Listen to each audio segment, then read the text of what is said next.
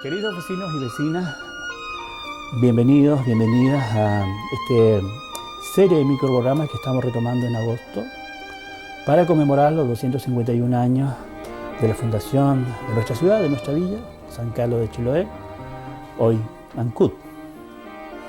Lo decíamos en el programa anterior, un poquitito de harta pena porque estamos dolidos por la pérdida física de una de nuestras vecinas más queridas, hija ilustre y benemérita de Ancud, nuestra querida tía Isaura Torres. Pero aún con el dolor en el pecho, estamos haciendo en Décima TV lo que ella hubiese querido que sigamos haciendo, defendiendo la historia de nuestro pueblo a como da lugar.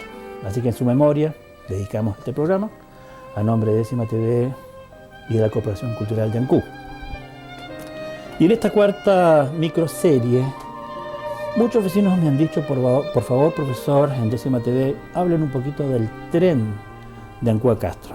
Así que, como nos debemos a nuestros vecinos y a nuestro público, dirían en los ratings, vamos a hablar un poquitito del tren de Ancud a Castro.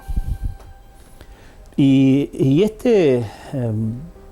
parte de la historia ancuditana nos llega muy de cerca, porque tanto la tía Isaura, su papá fue ferrocarrilero, carrilano, muchos años y compartimos ese orgullo, porque mi abuelo paterno también lo fue, carpintero del ferrocarril.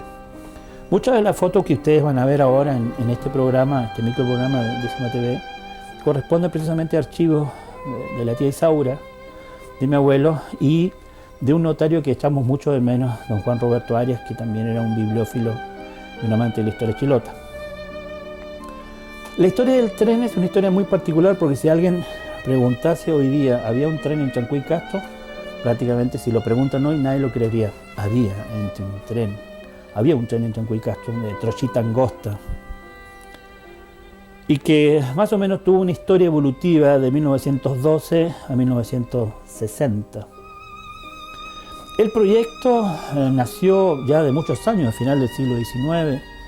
Mucha población ancuditana y chilota clamaban por un segundo medio de comunicación. No nos olvidemos que al final del siglo XIX, principios del XX, los únicos medios de comunicación de la isla, o entre la isla o entre los dos núcleos principales, entre Ancud y Castro, eran marítimos.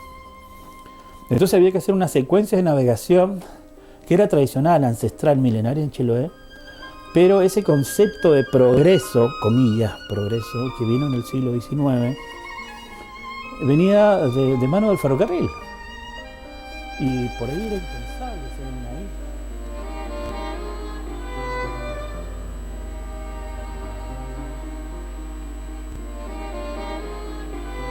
isla. La primera ley para ampliar la trocha del ferrocarril de Yanquihue a Chiloé es de agosto de 1899, ya a finales del siglo XIX. En que el 28 de julio, esta es la fecha exacta, de 1908, se firma en Santiago el decreto que ordena la construcción del ferrocarril de Ancud a Castro.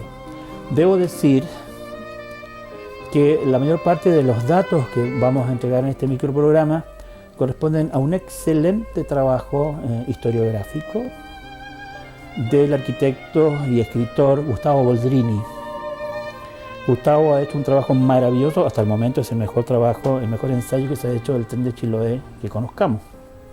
Aparte que tiene una magnífica pluma, hizo unas crónicas sobre Chiloé excelentes. Le recomiendo, sobre todo a nuestros estudiantes y vecinos, que lean por favor todo lo que Gustavo Boldrini ha publicado en Chiloé. Y particularmente este estudio, tuvimos a la vista el informe manuscrito que le hizo a la Oficina de Arquitectura en Castro, estoy hablando de 1984. Y gracias a su estudio tenemos datos muy prolijos. También tengo que agradecer a mi querido amigo, que igual le echamos mucho de menos, Arnoldo Carrasco Díaz, que nos entregó unos datos preciosos respecto a la historia del ferrocarril de Ancud a Castro. Y a mi querida tía, Lidia Ovalle Trujillo, que nos cedió las fotos que ustedes van a ver en esta secuencia. Se inician los trabajos en 1909 y este igual es un dato muy interesante porque se tenía que hacer la trocha, la línea de tren, angosta, no más de 60 centímetros, de lo que había ocupado la antigua ruta de Caicumeo entre Ancud y Castro. Pero había que hacer trabajos impresionantes, casi 90 kilómetros, y en zonas muy abruptas, de mucha curva, de mucho ciénago, que era un trabajo casi imposible. En 1909 la propuesta se la adjudica la empresa La Saeta y Durán. El monto de la época, 2.950.000.000 de pesos.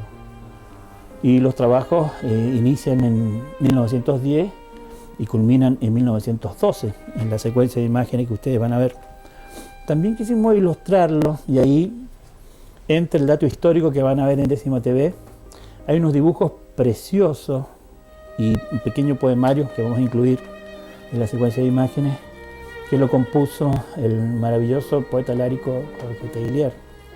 Y los dibujos son de Germán Aristizábal, un artista que vivió entre nosotros en Chiloé en la década del 80, y que quisimos recordarlo hoy también.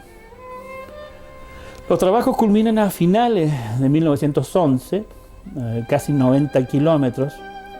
Fue notable también la cantidad de gente que trabajó en el ferrocarril, la mano de obra gruesa, abriendo trochas, clavando durmientes, nivelando. Fue alrededor de 700 personas trabajando. Congregó a mucha población trabajadora, y eso fue extraordinario porque ya del tren, desde su origen, desde su creación, desde su construcción, convocó a mucha población trabajadora en Chiloé. Y eso igual significó que el tren, si bien era de trocha angosta y fundamentalmente fue hecho para carga y para unir estaciones, si bien era paralelo a todo el circuito marítimo que aún se mantenía vigente, creó pueblos que hasta la fecha existen: Puntra, Mocopulli, Butalcura, no existían. Se crearon a la vera de las estaciones, Picpí, por ejemplo. Hasta que llega el momento solemne, la inauguración oficial fue el 2 de abril de 1912. Se convocó, el presidente de la época es famoso por hacer un sándwich, como se diría ahora. Barros Luco, el presidente Barros Luco, era de la época, no vino. No llegó nadie de Santiago, pero se le invitó. Pero fue un acontecimiento social importantísimo, sobre todo para Chiloé. La inauguración del ferrocarril, el 2 de abril de 1912, como lo demuestra esta fotografía que vamos a ver en secuencia en Décima TV. Con su vapor, con su humo, con sus pitos, su llegada, porque comunicaba a lugares de Chiloé que, salvo la conexión marítima, estaban incomunicados. Traía recuerdos, regalos, encargues de la gente del centro de la isla, fundamentalmente, que en ese tiempo era un bosque casi prístino.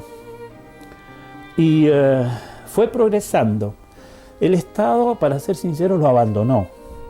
Virtualmente los trabajadores tuvieron que hacerse cargo de su mantención.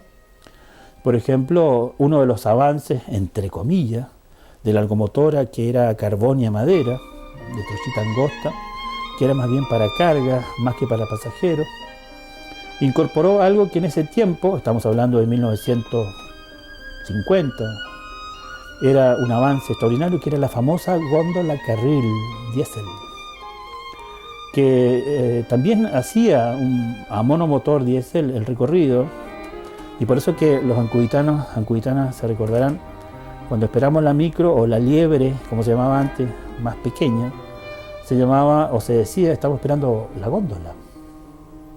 Y era por el recuerdo nostálgico de ese monocarril que avanzaba entre Ancud y Castro a la asombrosa velocidad de 40 kilómetros por hora. Toda una marca para la época. Y si el tren congregaba a toda la población ancuditana y entre las estaciones para celebrar o estar atentos a su ida, su venida, su llegada, sus horarios, las buenas nuevas, las malas nuevas. Hubo una práctica que se perdió en Ancud, pero que en las fotografías como la que tenemos aquí a la vista nos recuerda. La famosa fiesta del riel. Los trabajadores y trabajadoras y su familia del tren se reunían una vez al año para hacer una fiesta en la cual tiraban la ciudad por la ventana, y no solamente era una fiesta de los ferrocarrileros, de los carrilanos, era una fiesta ancuditana, la fiesta del riel, un acontecimiento popular precioso, con música, con canto, con comida, típica de los carrilanos, que lamentablemente hemos perdido. Hasta que llegó lo inexorable, el Estado abandona la mantención del tren y los trabajadores no la pueden sostener. Y la última crónica que la recogimos de la Cruz del Sur el 3 de marzo de 1959, que ilustra esta foto, el tren dejó de correr. Entonces ese anuncio del progreso que hace el gobierno, armar un tren de trocha angosta con limitada tonelaje de carga, de pasajeros, como que para que los chilotes se queden con algo y no sigan estrilando. El tren deja de correr el 3 de marzo de 1959, un año antes del terremoto. Pero resulta que ese año, que fue el último tren documentado a través de la Cruz del Sur, llevaba más pasajeros, más cargas y más demanda de pasajes que ningún día. Pero el gobierno seguía con la idea de abandonarlo porque no se justificaba la inversión. Un año después, el 22 de mayo de 1960, el mega terremoto y tsunami más grande del mundo en un cuarto de siglo destruye para siempre el tren de Ancú, el tren de Chiloé. Pero queda la estación. Y allí hay un tema que tenemos pendientes los ancuditanos y las ancuditanas. La casa estación existe frente a la feria actual de Ancú en Prat. Es de propiedad fiscal, no es de propiedad particular. Pero en todos estos años no hemos podido hacer nada como comunidad para recuperar esa casona y hacerlo lo que tiene que ser. Un museo de sitio, un museo del recuerdo, de la memoria, del tren entre Ancú y Castro. Todas las otras estaciones que existieron entre Ancú y Castro están hechas polvo, ya no existen. Solamente queda el puente de concreto de Butalcura abajo y la estación de Ancú. Y reitero este tema, esa casona es de propiedad fiscal, no es de propiedad particular. Entonces ahí está el desafío de la comunidad ancuditana y los entes técnicos públicos que correspondan. ¿Para qué? Para que esa propiedad que es pública, fiscal, vuelva a ser lo que tiene que ser. El museo de la estación de la memoria del tren de Ancú a Castro. Un desafío que tenemos pendiente. Así que cumplo con lo que vecinos y vecinas me pidieron, hacer un recuerdo, una memoria del tren, de la estación de Ancú a Castro, porque es el tren de nuestra memoria. Y a nombre de 10ª TV y de la Cooperación Cultural de Ancú le damos las gracias y nuestro homenaje más sentido, más querido, a la memoria de nuestra querida tía Isaura Torres, hija benemérita e ilustre. Muchísimas gracias.